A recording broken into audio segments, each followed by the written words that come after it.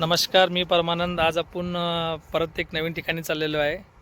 आपला 6वा ब्लॉग आहे. आपण आज गोलगिरी गवळालेश्वर मंदिर म्हणून एक ज्योतिर्लिंग आहे, त्या ज्योतिर्लिंगला बघायला चाललेलो आहे. त्या ज्योतिर्लिंगचं दर्शन आपल्याला आपले मित्र आहेत सचिन म्हणून, हे आपल्याला गवळालेश्वर मंदिर कसं आहे ते दाखवून देणार आहे. इथं ते भरपूर वेळा गेलेले आहेत. ते ज्योतिर्लिंगचं दर्शन आपल्याला करायला हे मदत करणार आहेत, दाखवणार आहे मंदिर कसं आहे काय त्याच्याबद्दल आपल्याला थोडीफार माहिती यांच्याकडून भेटणार आहे. आता आपण निघालेलो आहे. दर्शन करून सध्या हवा बघू शकता केवढी फास्ट आहे, कारण आपले रायडर पण लय फास्ट गाडी चालवतात. गवळालेश्वर मंदिर इथून जवळपास एक 30 किलोमीटर आहे. आपण रोड पण बघू शकता, चांगलं कंडिशन आहे रोडचे, पण पुढे जाऊन रोड काय एवढे चांगले नाही आहे. आता एक कप चहा पिऊ. इथं बसवा चाय, कर्नाटक फेमस चाय पिऊन निघू. हे आता आपण इंटर घेतो आतमध्ये जायचा रस्ता आहे. इथून 1-2 मिनिटाच्या अंतरावर मंदिरला दिसेल तुम्हाला गवळालेश्वर मंदिर.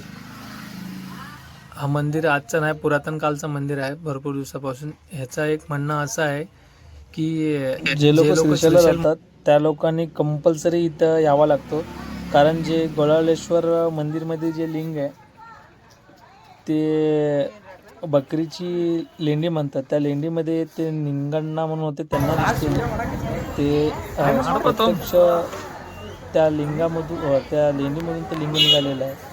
त्यामुळे ते निंगण्णा म्हणून होते, ते त्यांनी ते मंदिराचं हे केलेलं आहे. त्यांच्या ह्याच्यामधून ते मंदिर बनवून घेतलेलं आहे. हे तुम्ही बघू शकता मंदिरच्या परिसरमध्ये मंदिरचा ओपन गेट आहे. आणि आता आपण थोडं दर्शन करून मागच्या साईडला जाऊ. हे मंदिरचं मेन गेट आहे मंदिरच्या आतमध्ये, इथं आतमध्ये, आणि इथं एंट्री बॅक साईडनी आहे. तुम्ही बघू शकता आतमध्ये श्रद्धाळू वगैरे आहेत. हे ह्यांनी इथं जायला बघा. हे तुम्ही जर इथून शिवलिंग बघू शकतात की ते आतमध्ये रुद्राभिषेक चालू आहे शिवलिंगचा.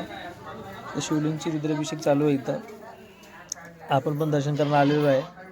ते इथं एक असं झालं की आपले सचिन बरोबर त्यांचा मित्र आतमध्येच आहे कामाला, मग त्यांनी आपलं चांगलं दर्शन करून, पण आतमध्ये व्हिडिओ आणि व्हिडिओ अलाउड. दर्शन तर आपला चांगला झालेला आहे. तर दर्शन करून बाहेर निघू. बाहेर तुम्हाला एक पुरातन कालचा एक रथ आहे, ते रथ मी तुम्हाला दाखवून देतो. त्या रथ बघण्याआधी आपण मंदिरचे दर्शन करून घेऊ. मागची हे पूर्ण मंदिरची साईड आहे, बॅक साईड आणि फ्रंट साईड आहे. हे तुम्ही बघू शकतात. सकाळच्या टायमामध्ये लोक दिसत नाही, पण आज शिवरात्री लोक येतील. आता हे बघा, हे ते रथ आहे. हे कर्नाटकमध्ये सगळ्यात मोठा रथ, याच्यातला 2ऱ्या नंबरवरती हा रथ येतो. हा रथ इथून निघतो आणि तिथं ते छोटंसं मंदिर आहे, त्याला पादकटी म्हणतात. त्या पादकटीपर्यंत रथ घेऊन जातात, तिथून परत घेऊन येतात.